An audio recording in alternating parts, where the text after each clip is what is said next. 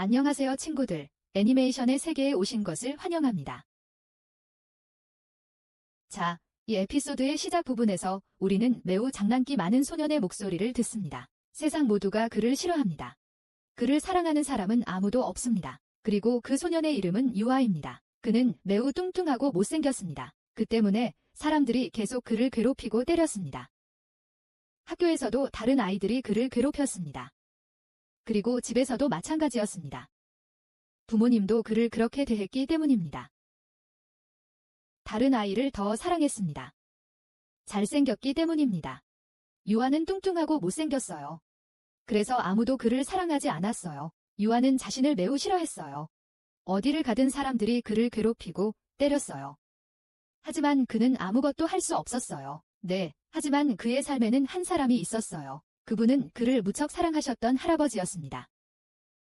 그리고 어려움에 처한 사람들을 도와야 한다고 가르치셨습니다. 앞길은 저절로 열릴 거라고 하셨습니다. 그는 항상 유아를 지지해 주셨습니다. 그를 무척 사랑하셨습니다. 하지만 신은 유아의 행복을 질투했습니다. 그래서 유아를 사랑했던 마지막 사람을 데려갔어요. 즉, 유아의 할아버지가 세상을 떠나셨어요. 유아는 그때 많이 울었어요. 그리고 외로움을 느꼈어요. 네, 하지만 그는 곤경에 처한 사람들을 돕는 것을 결코 잊지 않았어요. 어느 날, 유아는 한 소녀를 도와요. 몇몇 건달들이 그녀를 놀렸어요. 하지만 그 건달들에게 심하게 맞았어요. 경찰이 마침 잘 나타났어요. 그리고 그 건달들은 도망쳤어요. 불쌍한 유아는 그렇게 얻어맞고도 할아버지 말씀을 따랐어요. 유아가 직접 이 모든 것을 말해주고 있어요. 중학교 때부터 계속 저를 괴롭혀왔어요. 사람으로서 이해해준 적이 없어요. 반면에 유아는 부모에게 버려졌어요. 할아버지가 유아에게 모든 재산을 물려줬기 때문이에요. 이 사람들이 그냥 놔둘 리 없다는 걸 알았기 때문이죠. 여기에 집도 있었고요. 지금 유아가 사는 곳. 그리고 현재는 생활비를 벌기 위해 작은 일을 하고 있습니다. 하지만 학교에서 괴롭힘을 당해서 일터에 제 시간에 도착하지 못하고 있습니다. 그는 그 아이들에게 일을 해야 한다고 말합니다. 제 생활비를 벌어야 해요. 하지만 그들은 계속 그를 때립니다. 유아가 심하게 맞아 다치고 일터에 갔는데 일자리에서도 쫓겨납니다. 사장이 다른 사람을 이미 고용했거든요. 사장이 이제 그만 일 안 와도 된다고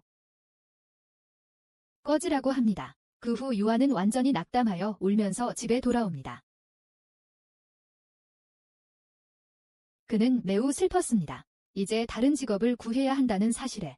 그 후 거울 속 자신을 보기 시작하면서 화가 나서 거울을 깨뜨리고 아무것도 변하지 않을 거라고 말합니다. 내 삶은 여전히 그대로일 거야. 난 항상 못생기고 추할 거야. 그러다가 거울 옆면을 칠 때 주먹으로 치면서 그 안에 비밀 공간이 있어요. 그 안에는 이상한 것들이 많이 보관되어 있어요. 그걸 보면서 유아가 말해요. 아, 그래요. 다다지가 항상 다른 곳에 가곤 했어요. 그리고 거기서 항상 저를 위해 무언가를 가져오곤 했어요.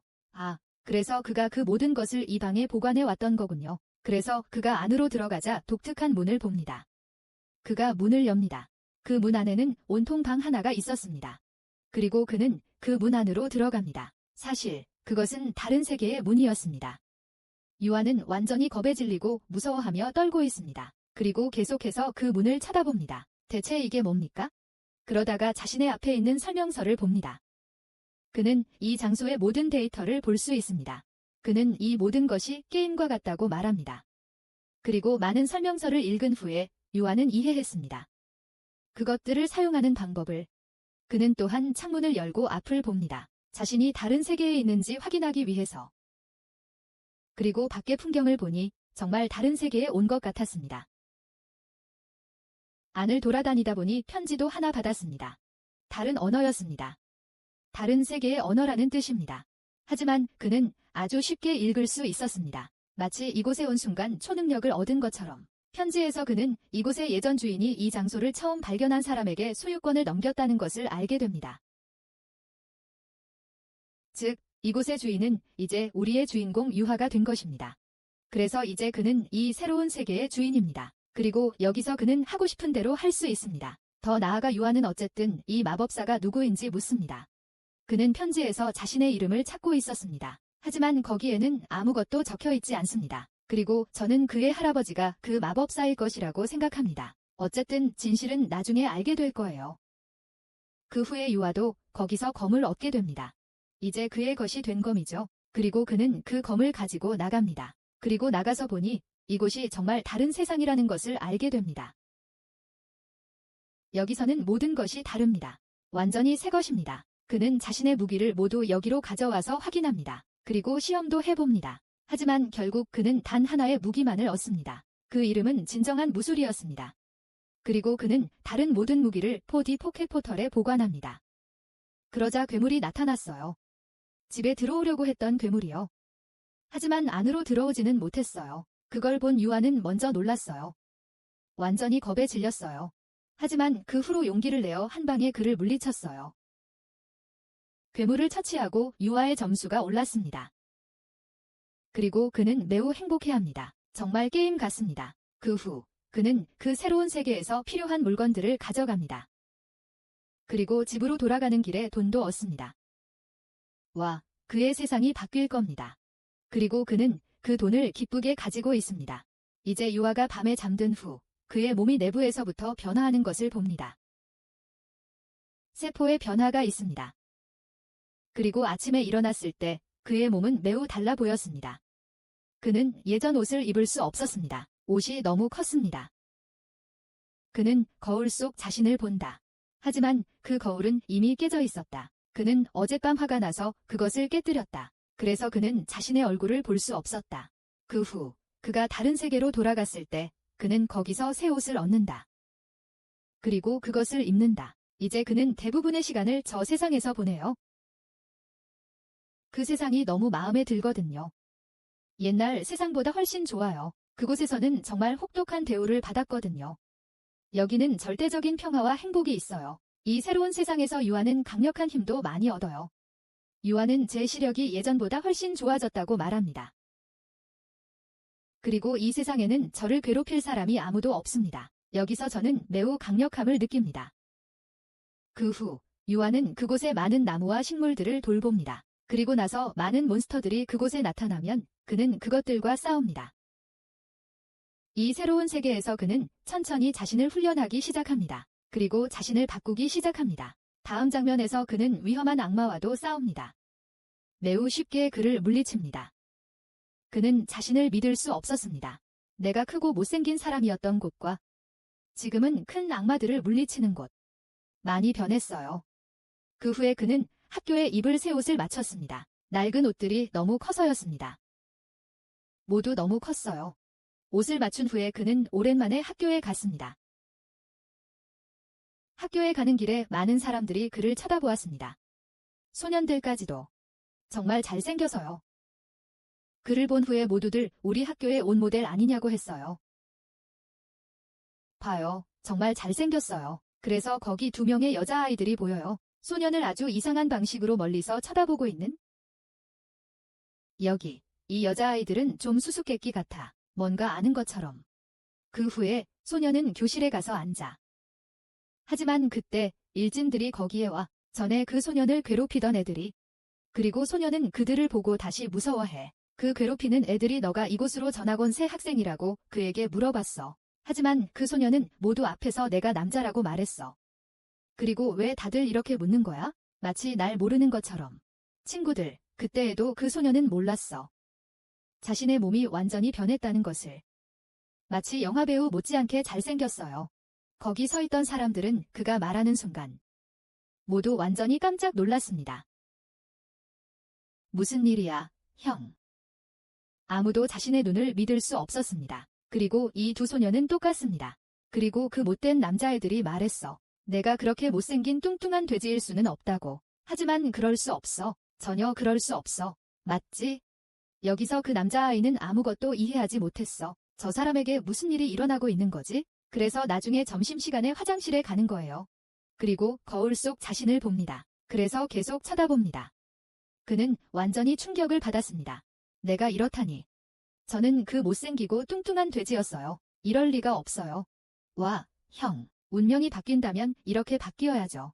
뚱뚱하고 못생긴 건 어디 가고, 그리고 당신이 가장 잘생긴 건 어디 있죠? 와, 놀랍네요. 그러다 마지막 장면에서 우리는 알게 됩니다. 그 두 소녀가 다름 아닌 유바의 남동생과 여동생이라는 것을. 그들은 유바에게 묻습니다. 왜 이렇게 됐어? 전에는 이렇지 않았잖아. 나중에 그 여자애가 말하길. 내가 뭘 하든 넌 여전히 못생긴 형으로 남을 거야. 쉽게 이길 수 있는? 그래서 학교에 새로운 여자애가 전학 왔어요. 걔가 어디서 왔는지는 몰라요. 이 게임이 어떻게 될지는 모르겠어요. 걔 정말 예뻐요. 그 여자애가 바로 그 여자예요. 드라마 초반에 우리가 봤던 여자예요. 깡패들이 괴롭히던 여자애. 유바가 맞으면서 그녀를 구했어요. 그녀가 오자마자 말하더군요. 당신이 유바 맞죠? 와, 우리의 영웅이 나타났네. 정말 예쁜 여자네요. 그녀가 오자마자 저에게 물어보세요. 당신도 마찬가지입니다. 무슨 일이에요? 그리고 그 아름다운 여자아이가 유바와 이야기하는 것을 보고 두 자매와 괴롭히는 아이들 모두 놀랐습니다.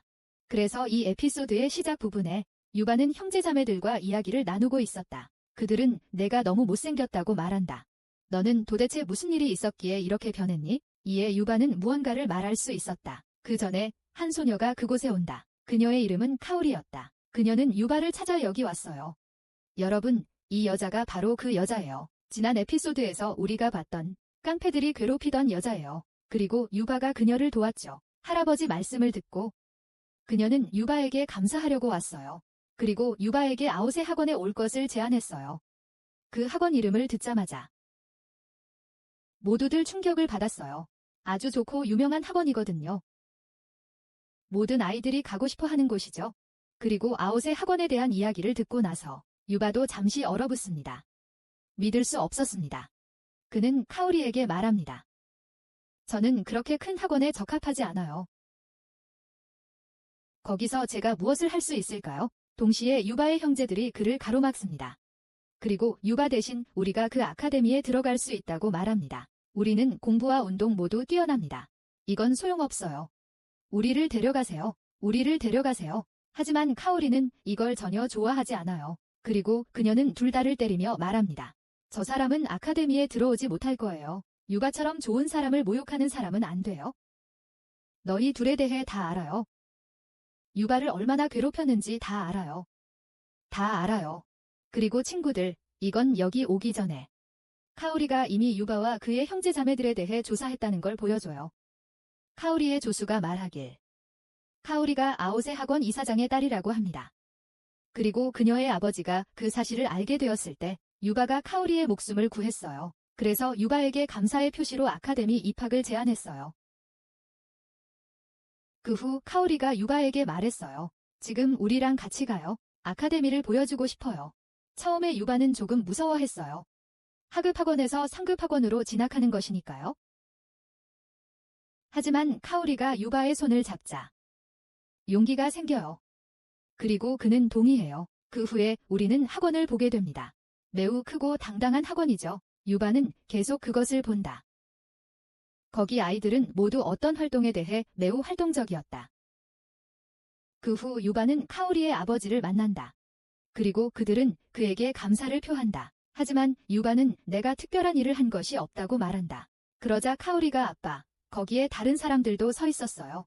하지만 유바만이 저를 도왔어요. 하지만 여전히 유바는 불안해했어요. 자신이 이 학교에 다닐 자격이 없다고 느꼈어요. 그때 카오리의 아버지가 그에게 설명해 줍니다. 자신을 과소평가해서는 안 된다고. 그리고 인생에서 다양한 어려움에 직면해야 한다고. 어쨌든 이 학교에서는 재능보다 인성을 봅니다. 그리고 당신의 인성은 매우 강합니다. 그래서 당신이 우리 학교에 입학하길 바랍니다. 이렇게 해서 당신께 감사할 수 있을 겁니다. 그리고 하루 이 학교에서 보내보는 건 어떻겠냐고도 말합니다. 마음에 드실지도 몰라요. 그러자 평교사 한 분이 오셨어요. 카오리 아버지가 부르신 분이었죠. 그리고 유바가 자기 수업에 가길 바라셨어요. 그리고 형, 이 선생님은요. 내 학교에도 그런 선생님이 계셨다면 절대 결석 안 했을 거야. 그리고 너는 열심히 공부할 거야. 완전. 그리고 그 학교에서도 모든 아이들이 그 여자 선생님을 정말 좋아했어요. 선생님의 가르치는 방식이 아주 독특했기 때문이죠. 그 후 장면이 바뀌어요. 유바가 교실 앞에 서 있었어요. 안으로 들어가는 게 조금 떨렸다. 그리고 그는 생각했다. 저 안에 천재 학생들과 어떻게 지낼 수 있을까? 나는 그들 앞에서는 아무것도 아니다. 하지만 선생님께서 그를 안으로 부르셨다. 그리고 그는 마지못해 교실로 들어가야 했다. 그가 교실에 들어서는 순간 모든 학생들이 그를 보고 깜짝 놀랐다. 그러자 유바는 모두에게 자기소개를 했다. 하지만 여전히 모두가 놀란 표정으로 그를 바라보았다. 그러자 유바는 속으로 생각했다. 내가 못생겼나? 울 것 같아. 울어도 돼. 왜 다들 저를 이렇게 봐요? 하지만 여기서 유바의 생각은 틀렸어요. 왜냐하면 모든 여자아이들이 말했거든요. 정말 귀엽고 잘생겼어. 그 사람 모델이야? 그 후에 유바가 벤치에 와서 앉았어요. 그리고 카이로는 유바에 대해 생각하고 있었어요. 유바가 모든 사람과 잘 지내는지 아닌지, 아니면 모든 사람과 친구가 되었는지 아닌지. 어휴, 걱정되네. 무슨 일이야? 반면에 모든 학생들이 유바를 둘러쌌습니다. 그리고 그에게 질문을 합니다. 어느 학교에 다니세요? 여자친구 있어요. 모델이세요? 질문에 답하세요. 왜 아무 말도 안 하는 거예요? 이 말을 들은 유바는 불안해졌습니다. 그리고 긴장하기도 했습니다. 그가 이렇게 높은 수준의 아카데미에 왔기 때문입니다. 그리고 너무 많은 질문들이 있었습니다. 그때 멋진 남자애가 왔어요. 이름은 라유였어요. 애들한테 다 말했어요. 얘들아, 유바가 이제 새로 왔어. 그러니까 걔 긴장하게 하지 마. 다들 여기서 좀 비켜줘. 그러자 라유가 유바에게 자기소개를 한다. 그리고 제가 식당에 간다고 말한다. 같이 갈래요? 그러자 유바는 그렇다고 한다. 네, 같이 가고 싶어요. 그리고 그가 식당에 도착했을 때 유바는 완전히 충격을 받았다. 큰 식당 못지 않았기 때문이다. 먹을 것이 정말 많았다. 거의 56가지나 되었다. 굴랍 자문, 라스말라이, 파니파타, 자레비, 암누드, 아보카도, 발루사이. 정말 많은 음식들이 있었다. 게다가 이 모든 물건들이 매우 저렴한 가격에 있습니다. 유바는 완전히 충격을 받았습니다. 마치 천국에 온 것 같았습니다. 나중에 그들이 점심을 먹고 있을 때 세 번째 소년이 그들에게 합류했습니다. 그는 그의 반 친구였습니다. 그의 이름은 신고였습니다. 그는 유바에게 자신이 어떤 동아리에 있는지 말합니다. 그리고 가장 흥미로운 것은 신고의 동아리였습니다. 그는 게임 동아리에 있기 때문입니다. 유바는 충격을 받고 그에게 묻습니다. 여기에 게임 동아리가 있다는 것을, 우리 학교에는 게임이 없어요?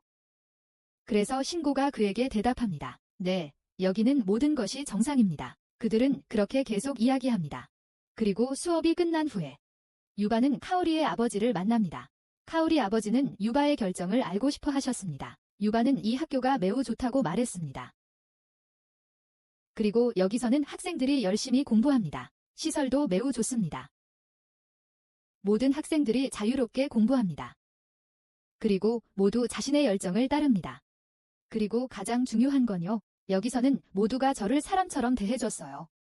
전에는 그런 적이 없었거든요. 하지만 제가 이 자리를 누릴 자격이 있을까요? 카오리 아버지는 말씀하셨죠. 스스로를 낮추지 말라고요. 제 생각에는 당신이 이 학교에 가장 적합합니다. 그래서 유바도 도전을 받아들입니다.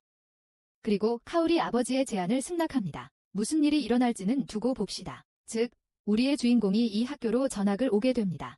여러분들, 그 후 그는 밖에서 카오리를 만납니다. 그를 기다리고 있던.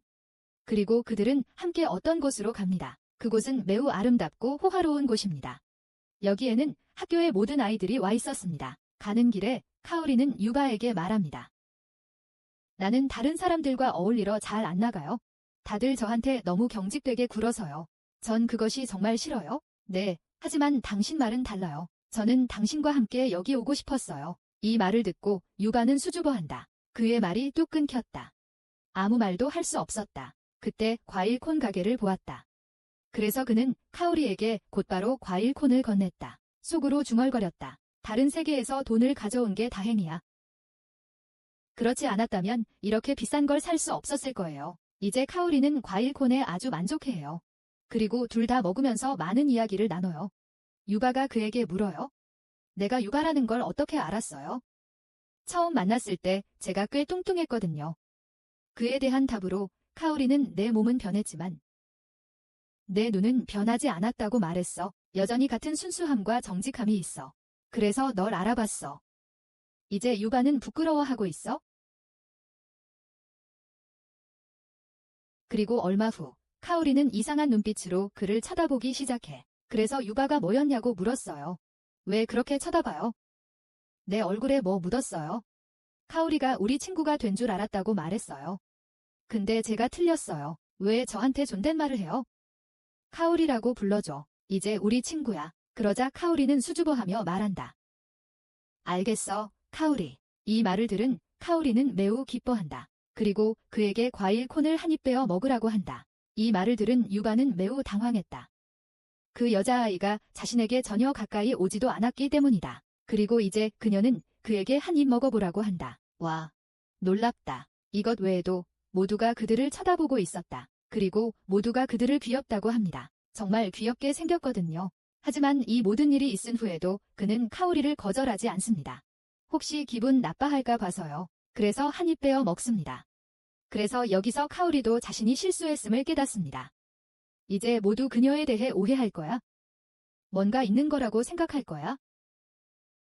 둘 사이에 뭔가 있는 거라고 생각할 거야? 카오리가 그녀를 한 입 빼어 물었어. 그래서 유바도 그녀를 한 입 빼어 물었어. 그리고 정말 귀여웠어. 여기서부터는 장면이 바뀝니다. 다음 장면에서는 유바가 밤에 다른 세계로 간다는 것을 보여줍니다. 거기서 그는 다시 괴물과 싸웁니다. 그 때문에 그의 레벨이 천천히 오르고 있습니다. 하지만 그는 매우 적은 점수를 얻고 있었습니다. 그래서 유바는 이 집에서 나가야겠다고 생각합니다. 거기에 더 강력한 몬스터들이 있을 거예요. 그 때문에 제 레벨이 더 빨리 오를 거예요. 그래서 그는 자신의 영역을 벗어나요.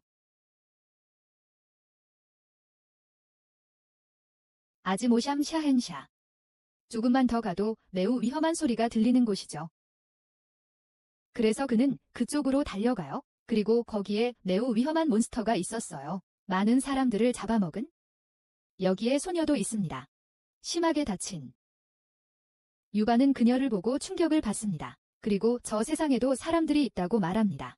그는 괴물에게 막대기를 던집니다. 하지만 괴물이 그를 내던져 버립니다. 하지만 그 다음 순간 유바가 괴물의 얼굴을 걷어차 버립니다.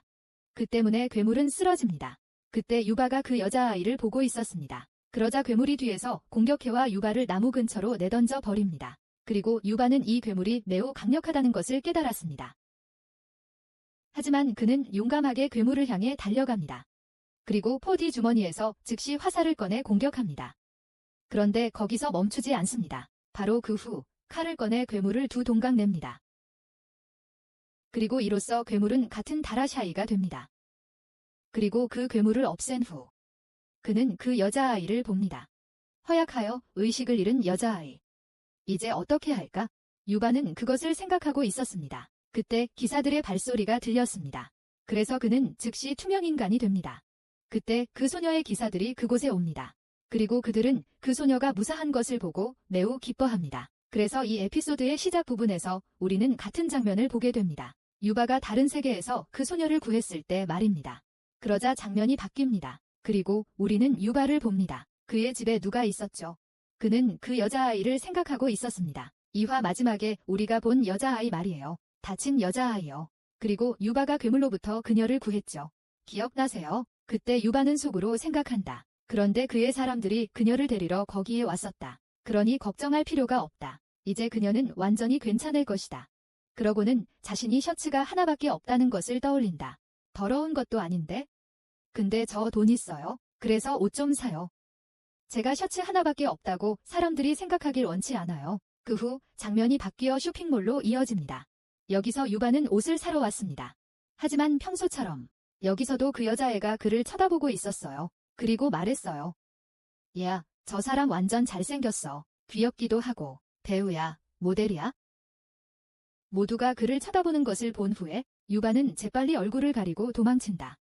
반대편에는 화가 난 감독이 있다. 매우 화가 나 있었다. 남자 모델이 아직 오지 않았기 때문이다. 그는 매니저에게 소리친다. 매번 이런다고. 그는 시간을 소중히 여기지 않아요. 우리는 로맨틱한 쇼핑데이트 장면을 찍어야 해요. 그것도 오늘. 여자 배우가 필요한 장면이죠. 이제 제가 어떻게 해야 할까요? 거기서 보죠. 참 예쁜 여자가 앉아 있어요. 그녀는 모델이기도 해요. 그리고 그녀의 이름은 미아예요. 그녀는 아침부터 준비를 마쳤어요. 그리고 남자 모델을 기다리고 있었어요. 그때 감독이 말합니다. 이제 제가 뭔가 해야 해요. 그렇지 않으면 오늘 촬영이 끝나지 않을 거예요. 스태프들이 그에게 묻습니다. 감독님, 뭘 하실 건가요? 그러자 감독이 말합니다. 자, 이제 이 쇼핑몰에서 사람을 찾아볼게요. 남자 모델은 누가 될 수 있을까요? 우리 소식이 알려졌나 봐요. 이제 무슨 일이 일어날까요? 당신의 예측이 맞는지 아닌지 한번 볼까요? 그런데 반대로 젊은 남자는 너무 많은 스타일의 옷을 보고 혼란스러워합니다. 어느 것을 사야 할까요? 그는 항상 아주 소박했기 때문에. 그때 두 소녀가 그에게 왔습니다. 그에게 말했습니다. 옷 고르는 것을 도와드릴까요? 젊은이는 먼저 생각했습니다. 자기 제품을 팔려고 그러는 건지도 몰라요. 하지만 그는 틀렸어요. 그 여자애는 그처럼 잘생긴 남자애에게 작업 걸려고 온 거였어요. 형들 봐. 시스템 전체가 바뀌었어. 남자애들이 여자애들에게 작업 거는 곳이 되었어. 그리고 여기서 모든 것이 잘못되고 있어요. 이야기 속에 있게 두세요. 때때로 가능했어요. 그래서 많은 사랑과 함께, 왕자님과 함께, 평화롭게, 젊은 남자가 두 여자를 거절합니다.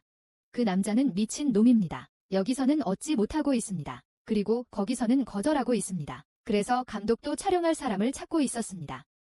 그리고 그의 눈. 우리의 영웅. 젊은 남자에게 다가간다. 내려가려던 젊은 남자에게. 젊은 남자가 옷을 확인할 때. 그때 감독이 그의 뒤에 나타난다. 그리고 장면이 바뀐다. 그리고 젊은 남자와 모델 미아를 봅니다. 사진 촬영을 하고 있습니다. 한편 젊은 남자는 속으로 생각합니다. 그리고 우리는 또한 알고 있습니다. 잠시 전에 무슨 일이 있었는지 감독이 그에게 왔습니다. 그리고 그의 도움을 요청했습니다. 그리고 우리의 메인 모델이 아직 오지 않았다고 말했습니다. 그리고 매우 중요한 사진 촬영을 해야 합니다. 그러니 부디 우리를 도와주시겠습니까? 그 젊은이는 승낙했습니다. 그리고 촬영이 시작됩니다. 미아와 젊은 남자는 각자 다른 곳으로 갑니다. 그리고 사진 촬영을 합니다. 하지만 젊은 남자는 여기서 매우 긴장합니다. 전에 해본 적이 없었기 때문입니다.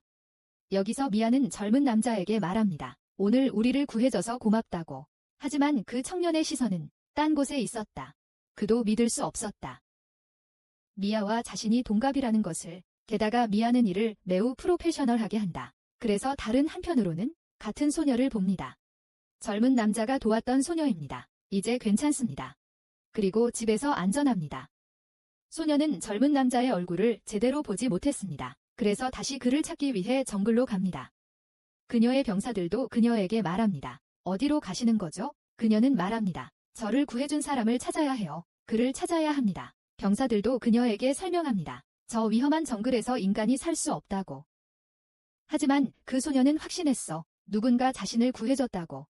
얘들아, 내 느낌엔 이 소녀가 아마 이곳의 여왕일 거야. 그래서 군인들이 그녀를 따라다녔던 거고. 그래서 쇼핑몰에 총격전은 끝났어요. 그리고 그 청년과 미아는 휴식을 취하고 있었어요. 그 사이에 미아가 그 청년에게 말해요. 용서해줘요. 너를 이 모든 것 속으로 밀어넣으려고. 피곤할 거야. 그 청년이 말하길. 네, 모델 일은 정말 힘들어요. 잘하시네요. 매일 이걸 어떻게 다 하세요? 그도 말합니다. 난 이런 모든 것들을 위해 만들어지지 않았어요. 전 패션계와는 아무런 관련도 없었어요. 그리고 전 그런 옷조차 입지 않아요. 사람들은 항상 저를 뒤로 밀어냈어요. 그러고는 미아에게 묻습니다. 그런데 모델이 된 이유가 뭐야? 미아는 이렇게 대답했어. 몰라. 그냥 사람들이 나에게 관심을 가져주길 바랐어. 어릴 때부터 부모님조차 나에게 관심을 주지 않았거든. 팬들이 저를 응원해줄 때요. 편지를 써주세요. 그들이 행복해하는 모습을 보면 저도 정말 행복해요. 더 많은 사람들이 제게 영감을 받고 이 분야에 와주길 바라요. 그녀는 그 청년에게 말한다. 너도 할 수 있어? 당당하게 내 삶을 살아. 그러자 젊은 남자가 말했어요. 제가 이걸 할 수 있을까요? 물론이죠. 그리고 둘 다 웃기 시작했어요. 그리고 이 순간을 이용해서 감독은 카메라를 듭니다. 그리고 그들의 사진을 몇 장 찍습니다. 하지만 그때 메인 모델이 옵니다. 원래 그는 미아와 함께 이 사진 촬영을 해야 했습니다. 이걸 본 모든 여자들이 비명을 지릅니다. 그도 매우 잘생겼기 때문이죠. 젊은 남자도 그의 아름다움에 계속 시선을 둡니다. 그리고 그는 매우 인기가 많습니다. 그러고는 늦게 온 것에 대해 미아에게 사과합니다. 사과하죠. 하지만 모든 사람들 앞에서 미아에게 못된 행동을 하기 시작합니다. 그가 말했다. 어제 왜 나를 무시했어요? 거절할 수도 있었잖아요. 그러자 미아가 말했다. 죄송해요. 저는 술을 안 마셔요. 그리고 이 나이에 술 마시는 건 안 돼요. 하지만 그 모델은 더 장난스러워집니다. 그리고 미아에게 더 가까이 다가갑니다. 그때 그 청년은 소년의 그 어리석은 행동을 못마땅하게 여깁니다. 그래서 그는 그녀에게 말합니다. 들어봐. 아마 미아는 내 행동을 좋아하지 않을 거야. 그녀가 불편해 보여요. 그녀에게서 좀 떨어져 있을 수 있어요. 그러자 모델이 화를 냅니다. 그리고 말합니다. 당신은 누구죠? 저 여자랑 이야기하고 있어요. 끼어들지 마. 그가 그렇게 말했어. 갑자기 그의 발이 미아의 손수건을 밟아. 그리고 그는 넘어지려고 했어. 젊은 남자가 그를 일으켜 세우고 다시 넘어뜨려. 그것도 모든 사람들 앞에서. 그를 넘어뜨린 후에 젊은 남자는 생각한다. 너무 세게 넘어뜨렸나? 이제 모두가 나를 때릴 것 같다. 그리고 못생긴 남자애가 예쁜 남자애를 때렸다고 말할 거다. 하지만 거기 장면은 달라요. 모두 소리를 지르기 시작해요. 저 젊은 남자가 아주 멋있어 보여요. 그 여자애가 그의 팬이 돼요. 그리고 말해요. 저 이제부터 그의 열렬한 팬이에요. 그는 매우 잘생겼어요. 그리고 매우 친절하기도 해요. 그러니까 그 남자아이, 메인 모델인 그 아이, 그도 당황해서 가버렸어요. 모두 앞에서 모욕을 당했기 때문이에요. 게다가 감독이 그 남자의 영상을 만들었어요. 젊은 남자가 그를 세게 때리는 영상이었죠. 그 후에 미아는 자신을 구해준 젊은 남자에게 감사를 표합니다. 그리고 말하죠. 그는 지난 며칠 동안 저를 따라다녔어요. 그리고 저도 신경이 쓰였어요. 이 말을 듣고 감독이 말합니다. 걱정 마세요. 제가 그 사람한테 항의할게요. 그리고 좀 더 일찍 말해줬어야 했어요. 그러고는 젊은이에게 묻습니다. 우리와 함께 일하고 싶으세요? 모델 일에 딱 맞는 분이세요? 그리고 원하신다면 지금 당장 계약서에 사인할 수 있습니다. 좋은 수입을 드리겠습니다. 하지만 그 청년은 거절합니다. 제가 이런 일에 서툴러요. 하지만 선배님과 함께 일하면서 많은 것을 배웠습니다. 전 이런 일을 해본 적이 없었거든요. 앞으로 더 많이 배우고 싶습니다. 감독님 말씀은 그래도 괜찮아요. 근데 저랑 계속 연락해요. 그 후에 감독님이 그 청년에게 옷을 많이 주십니다. 그에게 딱 맞는 옷들이었죠. 그리고 그에게 완벽하게 어울릴 거예요. 당연하죠. 그는 그 일에 대한 답례로 이 모든 것을 받았습니다. 젊은이는 이 모든 것을 받기 전에 주저했습니다. 하지만 마침내 그는 모든 것을 가지고 갑니다. 그리고 떠나기 전에 그는 미아에게 말합니다. 항상 성공하시길 바랍니다. 미아도 그렇게 말했어요. 다시 만나고 싶다고요. 꼭 다시 만날 거예요. 그 후 젊은이는 떠납니다. 돌아가는 길에 차 안에 앉아 있는 동안 미아는 여전히 그 청년을 생각하고 있었다. 그의 사진을 본다. 그리고 얼굴이 붉어지기 시작한다. 그 청년은 모든 여자들을 열광하게 만들고 있다. 그는 모두를 사랑에 빠뜨리고 있다. 미아가 얼굴을 붉히는 것을 보고 감독은 그녀를 놀리기 시작합니다. 한편 젊은이는 집에 도착하는 것을 봅니다. 그리고 다시 다른 세계로 갈 준비를 합니다. 그는 자신의 아머슈트를 착용합니다. 그래서 저 세상에서는요, 소녀와 병사들이 괴물들과 싸우고 있는 것을 볼 수 있습니다. 그 괴물들은 매우 강력했습니다. 그리고 그들을 공격했습니다. 그 괴물이 그 소녀를 공격하려고 했습니다. 그때 그 청년이 나타나서요. 그녀를 구해요. 그리고 아주 쉽게요. 그 괴물들을 모두 물리쳐요. 모두들 깜짝 놀라죠. 인간이 정말 이곳에 살고 있다는 사실에 그렇게 큰 괴물을 이겼어요. 아주 쉽게요. 한 병사가 그에게 묻습니다. 당신은 누구십니까? 그러자 소녀가 그 청년에게 감사를 표합니다. 그리고 말합니다. 결혼해 줄래요? 무슨 말이에요? 지금 뭐라고 한 거예요? 젊은이는 충격을 받았다. 이 여자는 누구지? 그리고 어떻게 바로 결혼을 묻는 거지? 그래서 이 에피소드 초반에 우리는 그 소녀를 봅니다. 다른 세계의 공주인. 그녀는 그 청년에게 청혼합니다. 결혼을. 하지만 오미라는 이름의 병사는 그가 말하길. 우린 이 여자애를 전혀 몰라요. 저 사람은 누구지? 어디서 온 거야? 하지만 공주는 그 청년과 사랑에 빠졌습니다. 그녀는 자신의 어머니에게 화를 내기 시작합니다. 바로 그때 젊은 남자가 끼어들어서요. 이렇게 말합니다.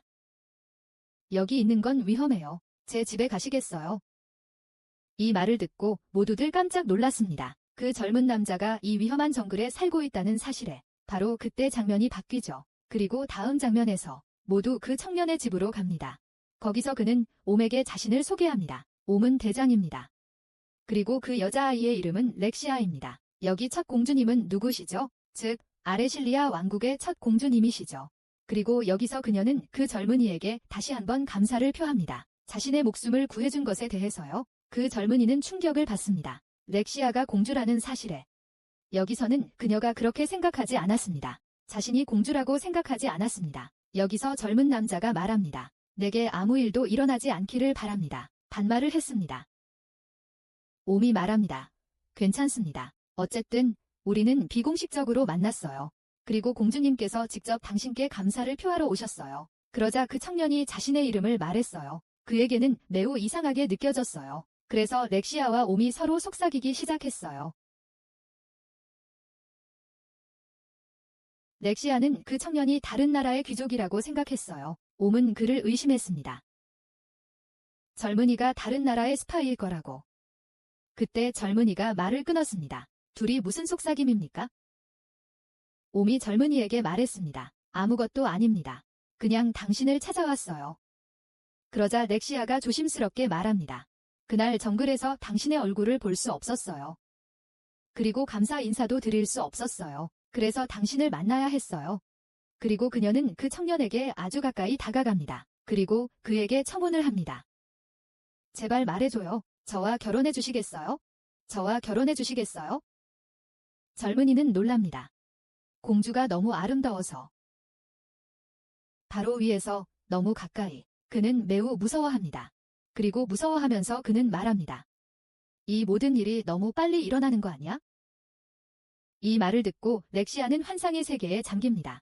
네, 모든 이야기에서 그렇게 되죠. 그렇게 빨리 사랑에 빠지는 사람은 없다는 거죠. 그녀는 그 청년에게 새롭게 시작하라고 합니다. 그녀는 청년 앞에 우정의 손을 내밉니다. 그리고 청년은 동의합니다. 그러자 옴은 내가 왕의 명령으로 여기 왔다고 말합니다. 왕이 지금 그 청년을 만나고 싶어 했기 때문입니다. 청년은 먼저 어떻게 거기에 갈 수 있습니까? 라고 말합니다. 너무 갑작스럽게. 하지만 나중에 그는 얼마 후 궁으로 오는데 동의합니다. 그런 다음 렉시아와 옴은 그곳을 떠납니다. 그리고 떠나기 전에 렉시아는 다음에 꼭 내 마음을 얻겠다고 말합니다. 이후 이야기의 악당이 소년과 이야기하는 장면이 나옵니다. 그리고 여기서 우리는 그가 직접 자신의 사람들을 렉시아를 죽이기 위해 보냈다는 것을 알게 됩니다. 하지만 불행히도 그 젊은 남자가 거기에 와서 렉시아를 구했습니다. 그리고 그녀는 아직 살아 있습니다. 이후에 악당은 그 소년을 거기서 내보냅니다. 그리고 그는 속으로 렉시아, 널 두고 가지 않겠다 라고 말합니다. 넌 내게 많은 나쁜 짓을 했어? 이후 장면이 완전히 바뀝니다. 그리고 젊은 남자를 봅니다. 그는 뉴스쿨에 입학 허가를 받았습니다. 그리고 유니폼을 입으니 아주 잘생겨 보였습니다. 평소처럼. 그리고 사람들이 그를 쳐다보았습니다. 평소처럼.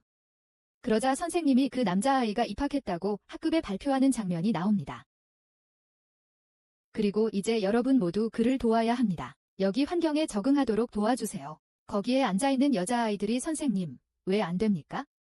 라고 말합니다. 저희가 그를 완전히 도와드리겠습니다. 그러자 장면이 바뀝니다. 젊은이는 모두가 놀이하는 것을 지켜보고 있었다. 정말 멋진 축구 시합이 여기서 열리고 있었다. 거기서 한 선수가 매우 위험하게 플레이하고 있었다. 그는 애니메이션 세계의 호날두였다. 그의 기술을 보고 젊은이는 그가 매우 위험한 기술을 가지고 있다는 사실에 충격을 받았다. 그때 한 소녀가 젊은이에게 다가왔다. 그리고 그에게 말을 걸기 시작합니다. 젊은 남자는 아직 체육복이 없어서 경기만 보고 있다고 말합니다. 이 여자아이의 이름은 카에데입니다. 이제 카에데는 그를 부르지 않을 겁니다. 그러니 바이데로 부르도록 하죠. 그래서 바이데는 당신이 나를 모를지도 모른다고 말합니다. 근데 저는 선생님 수업을 듣고 있어요. 그들은 서로 이야기하고 있었어요. 그리고 축구 경기는 아주 잘 진행되고 있었어요. 그때 금발의 한 남자가 공을 잘못된 방향으로 차버렸어요. 공이 바이디 쪽으로 매우 빠르게 날아오고 있었어요. 그리고 공이 바이디 바로 앞까지 왔어요. 그때 적절한 순간에 젊은이는 자신의 놀라운 실력을 보여주며 공을 차서 바이디를 구해냈습니다.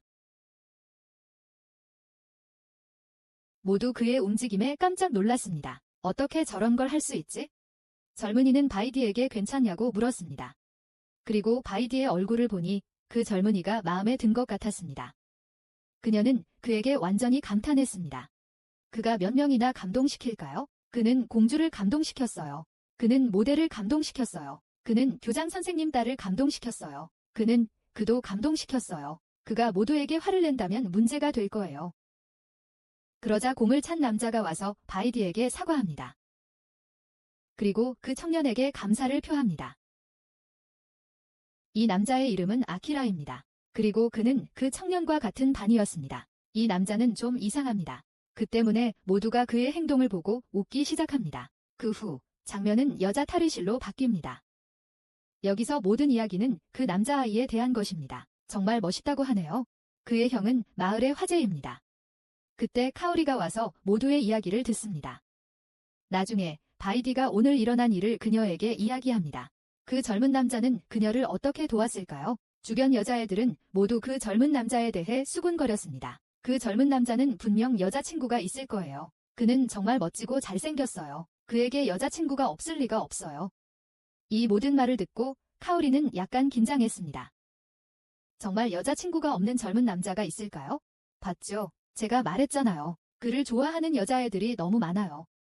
그러고 나서 장면이 바뀌고 놀이터에 있는 카오리를 보여줍니다. 이때는 그녀 반의 놀이 시간이었습니다. 그녀는 그 젊은 남자에게 인사합니다. 젊은 남자도 그녀에게 대답합니다. 갑자기 몇몇 오토바이 갱들이 학교 정문을 부수고 들어옵니다. 그들은 모든 학생들을 에워쌉니다. 그들에게는 위험한 무기도 있었습니다. 그리고 나서 그 갱단이 붉은 오거라는 것이 밝혀집니다. 그리고 이 지역에 매우 위험한 조폭들이에요. 학생들은 이 갱단을 보자 모두 매우 무서워합니다. 정말로 매우 위험한 갱단이기 때문입니다. 젊은이는 그 갱단의 이름을 듣고 예전 학교에서 자신을 괴롭히던 아라키도 그 갱단에 있다는 것을 기억합니다. 선생님은 모든 학생들에게 교실에 남아있다가 떠나라고 말합니다. 한편 카오리는 모든 조폭들 한가운데 서서 그들에게 묻습니다. 무엇을 원하는지, 왜 여기에 왔는지. 그 무리에는 그 청년의 형제 자매들도 있었습니다. 사실 그들은 그 무리에게만 카오리가 회장의 딸이라는 사실을 알렸습니다. 그리고 그들은 모두 카오리를 납치하기 위해 여기 왔습니다. 카오리는 그들에게 두 분 다 그 청년의 형제 자매들이시잖아요. 근데 여기서 뭘 하고 계세요? 라고 말합니다. 그 청년의 형제는 복수하려고 합니다. 라고 말했습니다. 모두 앞에서 우리를 망신시키고 바보 같은 우리 형을 이 학원에 데려왔잖아요. 복수할 거예요. 그리고 이제 당신을 절대 안 놔줄 거예요. 여기 카오리가 이미 경찰에 신고했고 경찰이 언제든지 올 수 있어요. 하지만 갱단원들은 누가 오든 상관없다고 해요. 경찰이 오기 전에 당신을 납치할 거예요. 이런 일이 벌어지고 있는데 우리의 영웅은 어디 있죠? 왜 아직 영화에 등장하지 않은 거죠? 곧 올 거예요. 걱정 마세요. 기다리세요. 그래서 그 청년은 카오리를 돕기 위해 이쪽으로 가고 있었습니다. 바로 그때 그의 다리가 떨리기 시작했습니다. 그걸 보며 청년은 속으로 중얼거렸다. 이미 저것들보다 더 위험한 괴물과 싸워봤다고. 그런데 지금 내게 무슨 일이 일어나고 있는 거지? 사실 그의 눈앞에서 모든 것이 흔들리고 있었다. 그리고 그 모든 것은 그가 두려워했기 때문이었다. 늘 자신을 괴롭히던 아라키라는 소년을 보자. 그래서 그는 얼어붙었다. 이런 모습을 보니 다들 괜찮냐고 묻더라고요. 이봐요. 누가 올지 대중들은 다 알고 있어요. 모르세요? 둥둥다둥다둥둥 둥둥다둥다둥둥. 그리고 청년은 두려움을 억누릅니다.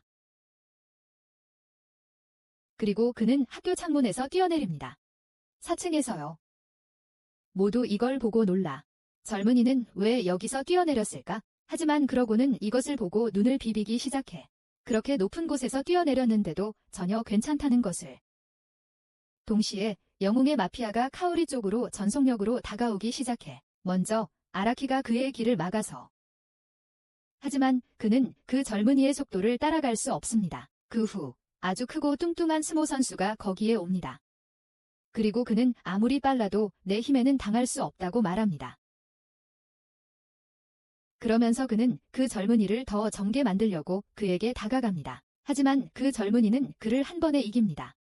그리고 카오리에게 옵니다. 자기 몸에 어딘가 다친 곳이 있는지 살펴봅니다. 그러자 갱단의 두 번째 구성원이 오토바이를 타고 그 청년에게 매우 빠르게 돌진합니다.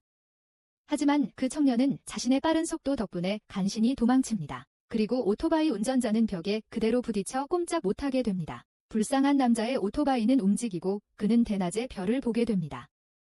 그 후 화면이 검게 변합니다. 그리고 경찰이 학교에 온 것을 보게 됩니다. 그리고 모든 갱단원들과 그 청년의 형제자매들을 모두 체포합니다. 거기서 그 청년과 카오리는 이야기를 나누고 있었습니다. 그리고 카오리는 그에게 자신을 구해줘서 고맙다고 말합니다. 그래서 여기서 카오리는 약간 무서워 보이고 약간 지쳐 보입니다. 그리고 그래서 그 청년의 품에 의식을 잃고 쓰러집니다. 그녀는 말했어요. 당신이 날 구하러 올 줄 알았다고. 여기서 그 청년의 뻔뻔한 형제들은 자신의 잘못을 부끄러워하지 않았습니다. 사실 그들은 아무것도 할 수 없다고 여전히 말하고 있었습니다.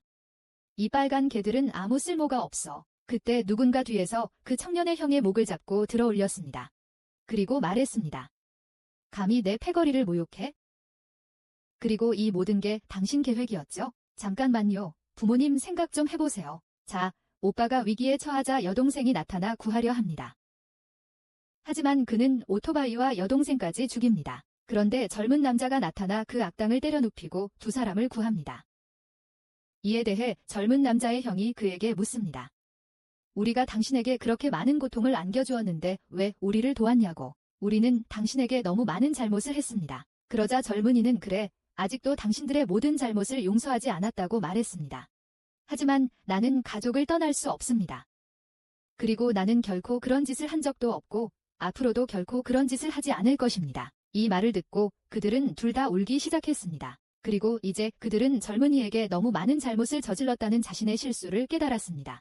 하지만 그래도 그 청년은 그들을 도왔습니다. 이제 그들은 모두 그 청년에게 사과합니다. 그래서 이 에피소드 초반에 우리는 옴의 말을 생각하고 있는 그 청년을 봅니다. 옴은 그에게 이 정글에 대해 말했습니다. 이 정글이 매우 위험하다고. 때때로 인간 마을을 파괴하는 괴물들이 많이 있습니다.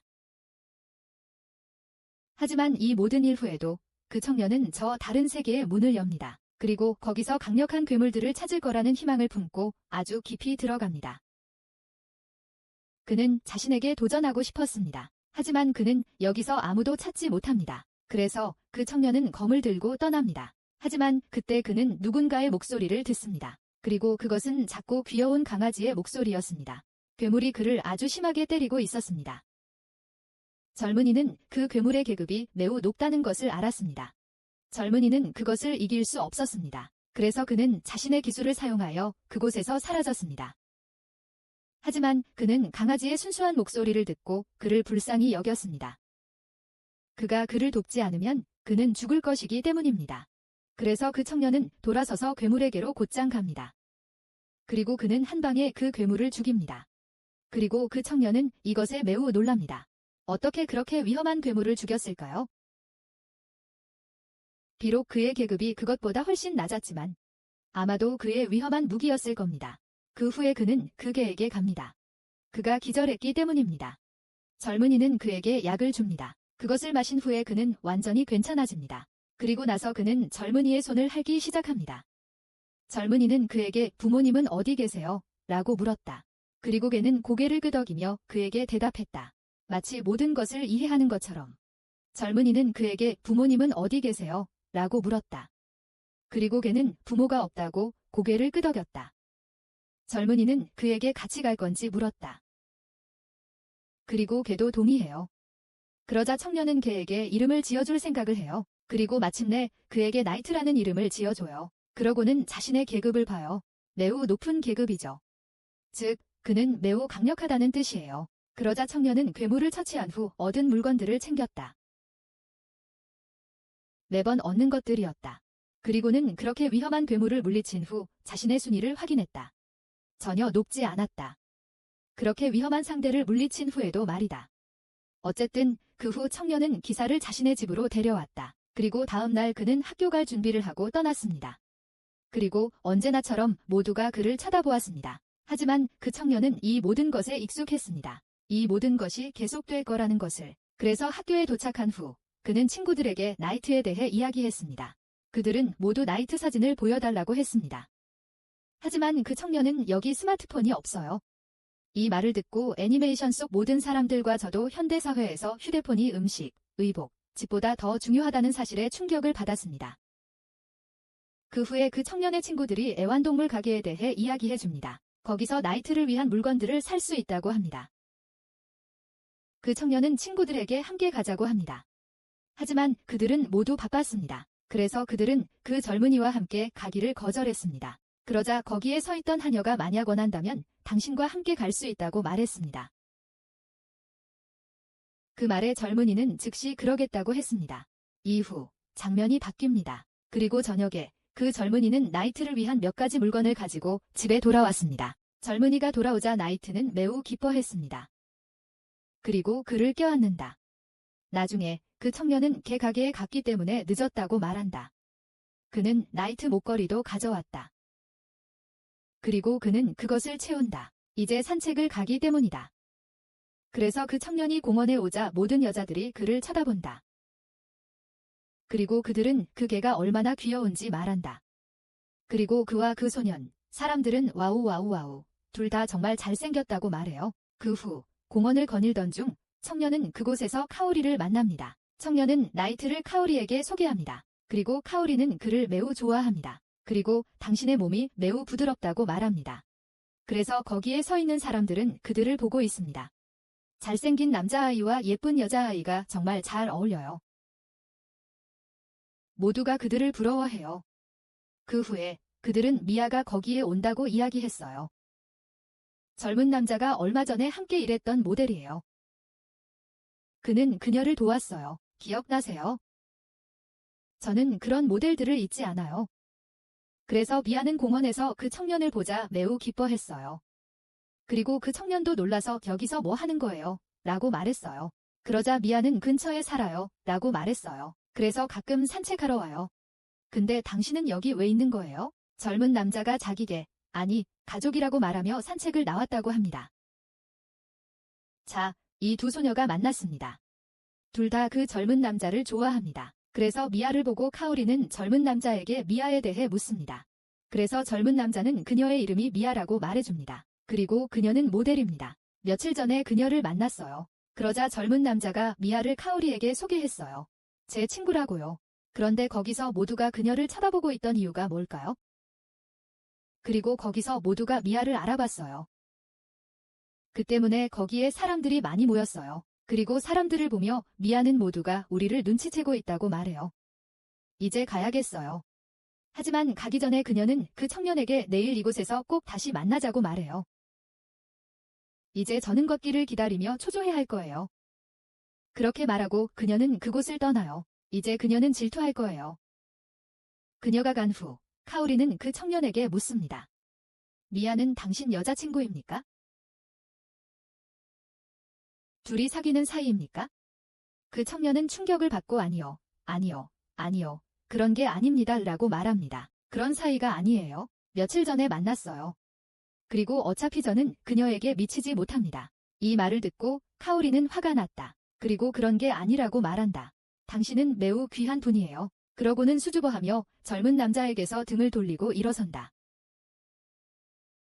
그리고 나서 그녀는 그 도둑을 잡으라는 노파의 목소리를 듣는다. 도둑을 잡아라. 그가 제 지갑을 들고 도망치고 있어요. 이를 본 젊은이는 즉시 기사를 도둑 뒤에 보냈습니다. 도둑을 당장 우리에게 끌고 오라고 말했습니다. 그리고 그는 카오리를 데리고 그 할머니에게 갔습니다. 카오리는 기사가 어떻게 도둑을 잡을까 걱정했습니다. 하지만 기사는 도둑을 끌고 오고 있었습니다. 젊은 남자는 할머니께 걱정하지 말라고 말합니다. 그리고는 카오리에게 경찰에 전화하라고 부탁합니다. 도둑 소리를 듣자 그는 칼을 들고 카오리를 공격하려고 나섭니다. 그리고 카오리는 두려워서 움츠러듭니다. 하지만 젊은 남자는 그녀를 붙잡고 때립니다. 주변 사람들은 그가 잘생겼을 뿐만 아니라 매우 강하다는 것을 알게 됩니다. 그 후 경찰이 와서 도둑들을 체포합니다. 장면이 바뀌면서 다른 세계로 돌아온 젊은 남자와 기사가 보입니다. 젊은 남자는 더 많은 몬스터를 얻고 레벨을 올리려면 더 깊이 들어가야 한다고 말합니다. 그는 기사에게 이 모든 것을 말합니다. 그리고 기사도 그의 말에 동의합니다. 그들은 정글 속으로 들어갑니다. 그리고 여기서 그들은 상위 등급 몬스터, 즉 강한 몬스터들을 상대하게 됩니다. 두 사람 모두 서로 경쟁합니다. 기사는 여기서 젊은이를 도왔습니다. 그리고 기사는 혼자서 한 마리의 몬스터를 처리합니다. 그 후 그들은 천천히 정글 속으로 들어갑니다. 그리고 여기서 그들은 사슴처럼 생긴 위험한 몬스터를 발견합니다. 그에게는 큰 뿔이 2개 있었습니다. 그의 힘은 바로 그 뿔이었습니다. 젊은이는 그를 보고 그가 매우 강하다고 말합니다. 그래서 그는 자신을 볼 수 없도록 재주를 부려 사라집니다. 하지만 소용없었습니다. 사슴은 그를 감지할 수 있었기 때문입니다. 젊은이도 그것을 알아채고 그의 앞에 나타납니다. 이제 숨길 필요가 없었으니까. 그 후 기사와 청년은 둘 다 그와 겨루었다. 하지만 그 괴물은 매우 강력했다. 청년은 혼자서는 그를 상대할 수 없었다. 그래서 그는 기사에게 그를 붙잡도록 말했다. 기사는 똑같이 했다. 그리고 둘이 협력해서 그를 물리칩니다. 그 후 청년은 자신의 레벨을 확인합니다. 분명 올랐을 겁니다. 자신의 레벨이 상승한 것을 알게 됩니다. 기사의 레벨도 함께 상승합니다. 그도 청년처럼 강해지고 있었습니다. 그러자 젊은이는 그 괴물이 떨어뜨린 것을 봅니다. 이제 많은 것을 모았다는 뜻입니다. 그리고 이번에는 목욕통도 얻었습니다.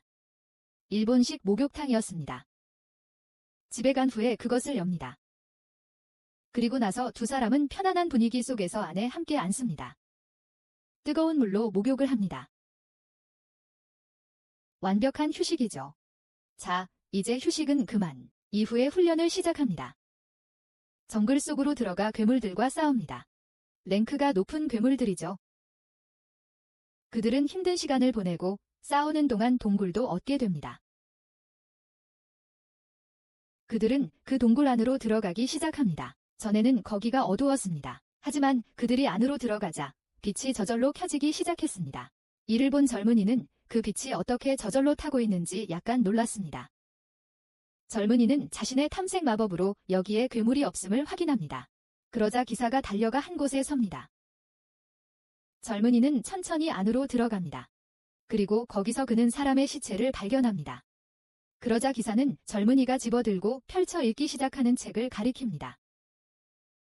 이것은 젊은이가 현재 살고 있는 오두막의 주인이었던 마법사의 책과 같습니다. 그 때문에 젊은이의 인생은 완전히 바뀌었습니다. 책을 읽고 난 후 청년의 눈에는 계속 눈물이 고였습니다. 대체 무슨 일이 일어난 걸까요? 다음 편에서 확인하실 수 있습니다. 이번 편은 여기서 마무리됩니다. 이번 편의 시작 부분에서 우리는 그 청년이 같은 동굴에 있는 것을 봅니다. 그는 그곳에서 책을 발견했는데 그 책은 청년과 기사가 현재 살고 있는 마법사의 집과 같은 마법사의 것이었습니다. 젊은이는 그 책을 읽기 시작했다. 거기에는 마술사가 자신의 모든 것을 적어놓았다. 그는 모든 분야의 전문가가 되었다고 적어놓았다. 요리든 춤이든 무술이든 마술이든 그는 모든 분야의 전문가가 되었다. 그 때문에 신들도 그를 초대하여 함께 하자고 했다. 하지만 그는 그 제안을 거절했다. 거기에 언젠가 내가 매우 강해지고 사람들이 너를 두려워하게 될 것이라고 적혀 있었어. 그리고 그런 날이 오면 너는 영원히 혼자가 될 거야. 내게도 그랬거든. 그는 이제 자신의 후계자인 젊은이에게 이 모든 것을 이야기하고 있었습니다. 이제 젊은이는 앞으로 나아갑니다. 그리고 그 책에는 내 인생이 내 인생처럼 되지 않기를 바란다고 적혀 있지. 그 모든 일 후에도 나는 혼자 남았습니다. 그리고 그들에게서 벗어날 방법은 하나뿐이었습니다. 그것은 죽음의 길이었습니다. 그 길에서 청년은 스스로에게 물었습니다.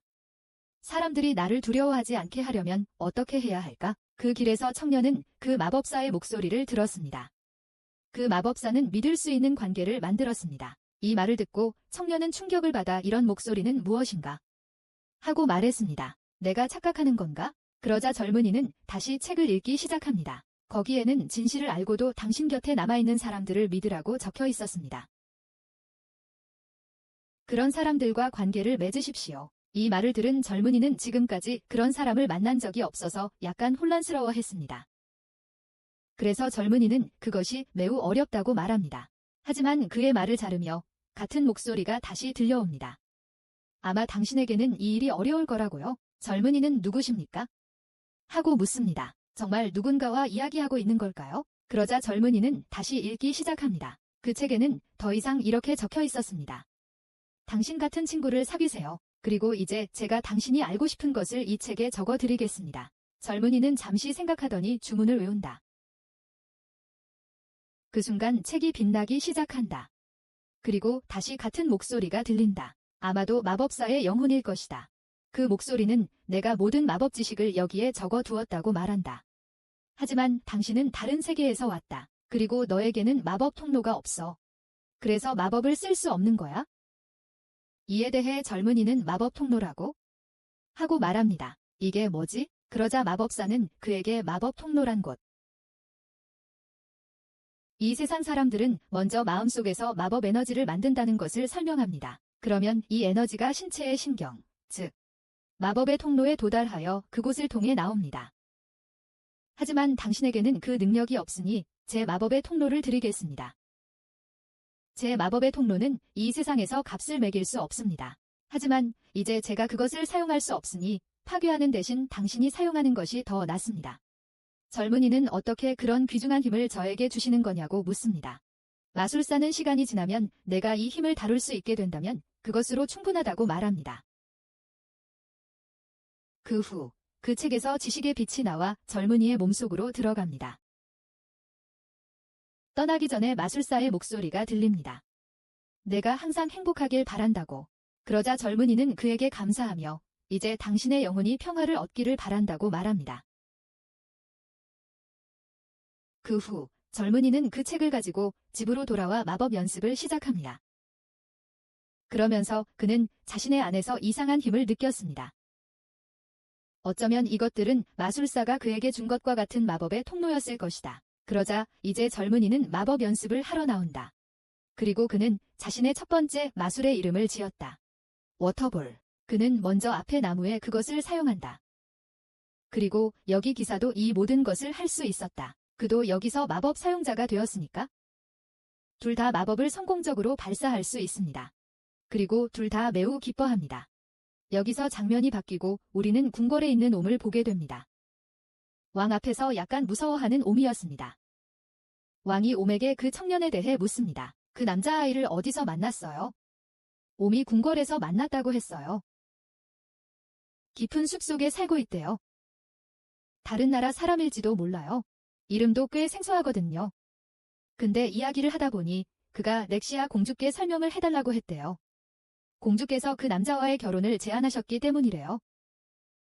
이 말을 들은 왕은 경노했다. 감히 그 평범한 사내가 어찌 감히 내 사랑하는 딸을 함정에 빠뜨리다니. 그리고 그는 모든 것을 부수기 시작했다. 그러자 장면은 그 청년의 학교로 바뀐다. 선생님께서 다음 주에 모두 수업박 학습을 가야 한다고 말씀하셨습니다. 젊은이는 아직 일정을 받지 못해서 약간 놀랐습니다. 그 후 4명으로 구성된 팀이 발표되었습니다. 젊은이의 팀에는 아키라, 바이디, 그리고 린이라는 새로운 여자아이가 있습니다. 여기서 다시 아키라가 이상한 행동을 시작합니다. 그리고 모두들 그를 보고 크게 웃습니다. 여기서 바이디는 모두에게 이게 아주 좋다고 말합니다. 우리 팀은 열정과 재미로 가득 차 있습니다. 그러자 젊은이는 가방이 없다는 것을 떠올립니다. 할아버지 가방을 써야 할지도 모릅니다.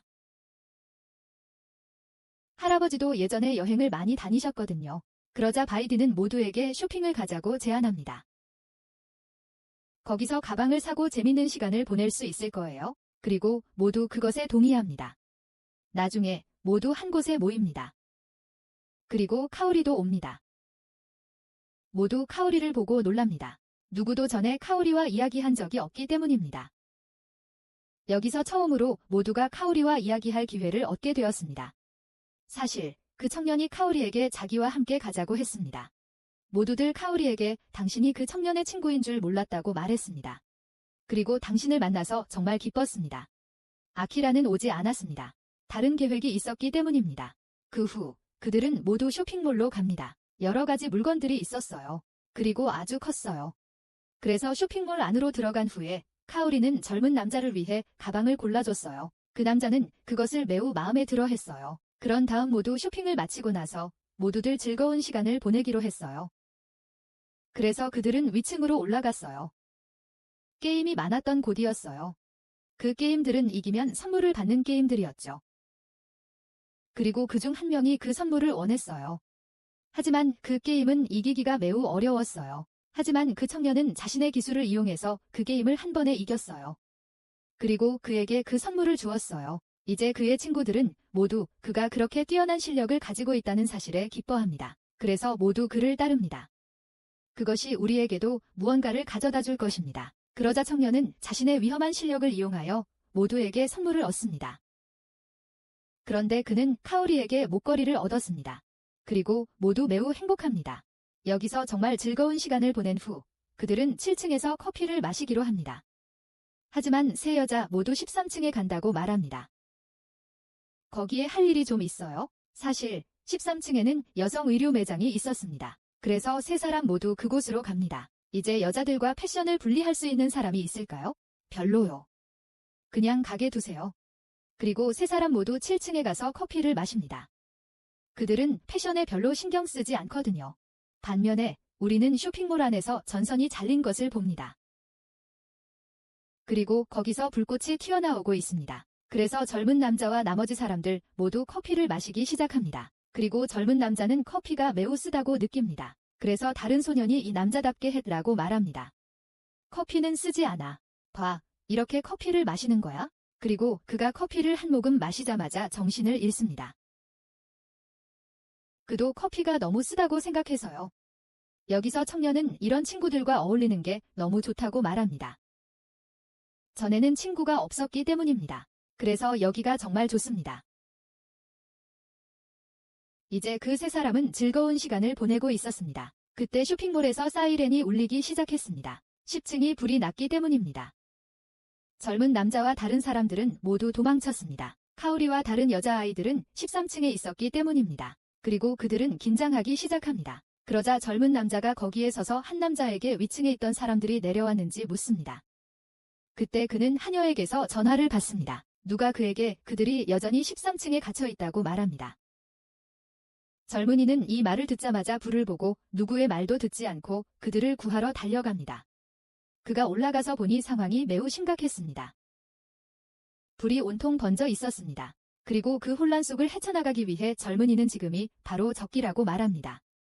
그런 다음 그는 자신의 물그릇 마법을 사용합니다. 그리고 온몸을 물로 뒤덮습니다. 그리고 앞으로 나아가기 시작합니다. 그가 앞으로 나아가자 카오리와 다른 친구들이 눈의 한가운데 정신을 잃고 쓰러져 있는 것을 봅니다. 젊은이는 재빨리 달려가 그들에게 다가갑니다. 그리고는 세 사람을 모두 어깨에 메고 갑니다. 떠나기 전에 여기에 다른 사람이 갇혀 있는지 확인합니다. 하지만 그곳에는 그 세 사람 외에는 아무도 없었습니다. 모두 나갔습니다. 하지만 이제 그 청년은 자신이 세 명을 모두 구출하고 마법을 쓸 수 있을지 약간 두려워합니다. 한편 경찰과 소방관들은 여전히 한 명의 소년과 세 명의 소녀가 위층에 갇혀 있으며 지금은 구출이 불가능하다고 밖에서 이야기하고 있었습니다. 그 청년의 친구들도 그를 매우 걱정했습니다. 그리고 여기서 그 청년은 사방이 불에 둘러싸여 건물에 심하게 갇혔습니다. 그는 이제 어떻게 빠져나갈지 완전히 걱정하고 있습니다. 그리고 그 사이에 카오리의 펜던트도 떨어집니다. 그러자 마침내 청년은 속으로 이제 한 가지 방법밖에 없다고 생각합니다. 그리고 그는 자신의 모든 힘을 사용하여 바닥을 재빨리 부숩니다. 그러자 청년이 아래로 내려오고 모두들 그를 보고 충격을 받습니다. 모두의 목숨이 구원받았습니다. 모두 무사합니다. 소방관들이 그 청년을 꾸짖으며 왜 거기까지 갔냐고 화를 냅니다. 한편 카오리의 아버지도 와서 자신의 목숨을 구해준 청년에게 감사를 표합니다. 하지만 청년의 문제는 더욱 커집니다. 모두들 그 위험한 묘기를 어떻게 해내는지 묻기 때문입니다. 위험한 화재 속에서 어떻게 모두의 목숨을 구했는지 묻습니다. 점차 그의 초능력이 모두에게 드러납니다. 그런 다음 그는 건물에서 떨어진 카오리의 목걸이를 돌려줍니다. 카오리는 선물을 받고 매우 감정적이 되어 울기 시작합니다. 아버지는 쟤야, 울지 마라라고 말합니다. 괜찮아. 그 후, 그 청년은 집으로 가는 길에 이것이 가족인가 생각했습니다. 나는 가족이라고 부를 수 있는 사람이 아무도 없습니다. 하지만 그는 매일 밤 자신을 기다리는 강아지를 잊었습니다. 집에 도착하자마자 강아지는 그의 무릎으로 뛰어올라 그를 핥기 시작합니다. 그리고 그 청년은 그래, 나에게도 가족이라고 부를 수 있는 존재가 있다고 생각합니다. 그리고 여러분, 이 감동적인 장면과 함께 이번 에피소드는 여기서 끝납니다.